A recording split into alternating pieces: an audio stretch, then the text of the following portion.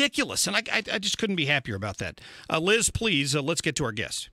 So, pick out the jams, pick up the soul, pour another glass of that rock and roll, turn up the band, find the hole, gonna lose control tonight. What do you want from me?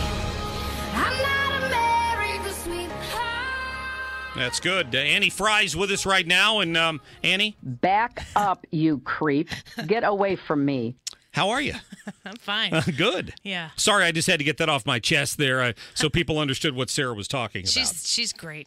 She's my favorite. Speaking of sanctuary cities, yes, gets us back to this whole DACA debate that's going to, I don't know, it's going to tie up the intestines of the federal government from now until February 8th.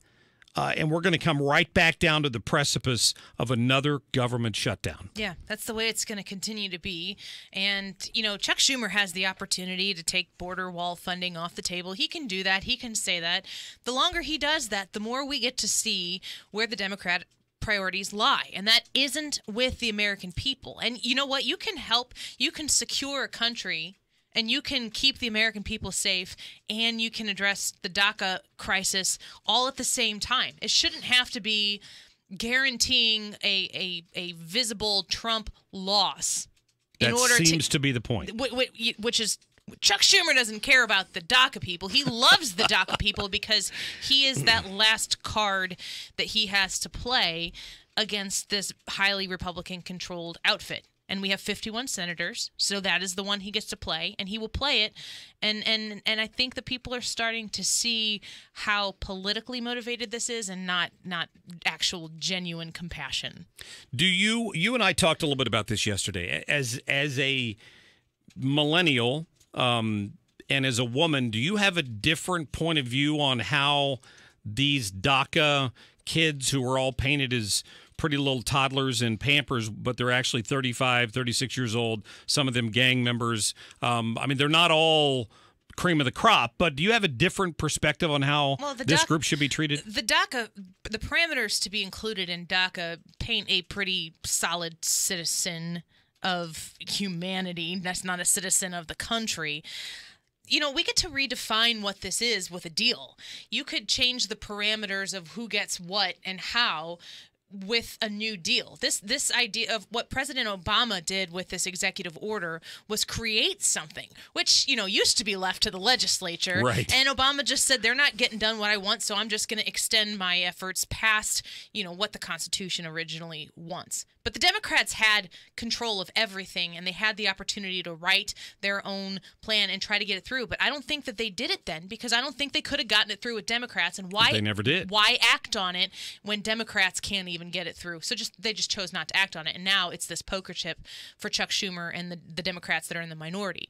What I think is there is a group of people here that might deserve a little bit of American compassion, but it needs to be very limited. It needs to be very defined. It can't be this vague, we're going to deal with this 800,000 now, and then the next 800,000 in 2 years when there's a different makeup of Congress. We need to have rules, regulations, and laws that we enforce. And I think the reason why maybe your generation and my generation see this differently is because your generation is the one that mishandled this in government.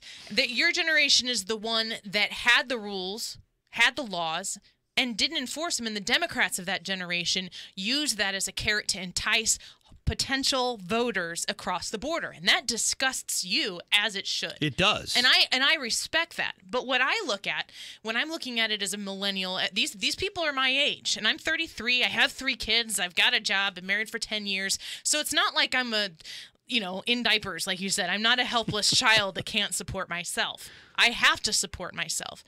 But what I do think is that there is room to bend on this specific issue with a very defined parameter of who we include in this, because I think that it doesn't hurt the country to keep those people here, but there has to be an explicit understanding where the line is drawn, where it stops, and the fact that we are a sovereign nation, and anybody who did break the law by coming here because they chose to do so, you're going to be punished. And if you want to be a citizen here, we have a pathway to citizenship in place. It exists. You need to participate in that. We don't need to participate in your sidestepping of the laws that are on the books. It's interesting because you are the voters, the big voting block of tomorrow, right? Once you get the younger members of your generation to actually vote, it's going to make a big difference. Republicans could make a greater effort to explain why they feel the way they feel about this. They've had the momentum taken away from them in a lot of respects. And you and I see eye to eye on some of this. I'm not opposed to some sort of permanent residency with a path to citizenship for some, but not all of them. Qualifications. Very clear qualifications. And it needs to be clearly defined. And you're right, we can rewrite it as we put it together, right?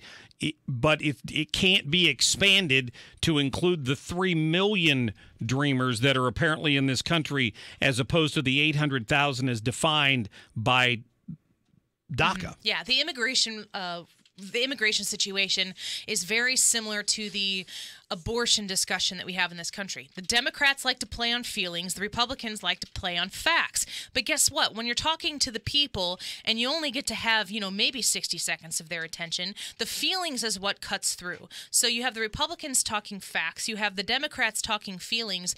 And when the Democrats are up there talking about how the Republicans just want to ship people home and they hate, immigrants, it's all false. It's all true. Or it's all false that we are a non-loving group of people on the right, but we never get our message across. And that's what needs to happen here. And Donald Trump, in my opinion, with this redefined DACA group of people, has the opportunity, if he can, with his messaging, and he's been pretty successful so far with his methodology of messaging, has the opportunity to seize that narrative of being compassionate to a group of people who came here outside of their will, who have benefited by our very, very generous country, our very, very generous structure here.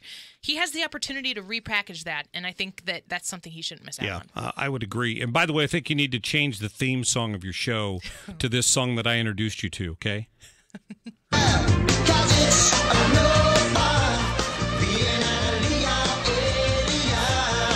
And he says, I've never heard that before. And I said, it's because it's not politically correct to play that song on the radio anymore. Yeah.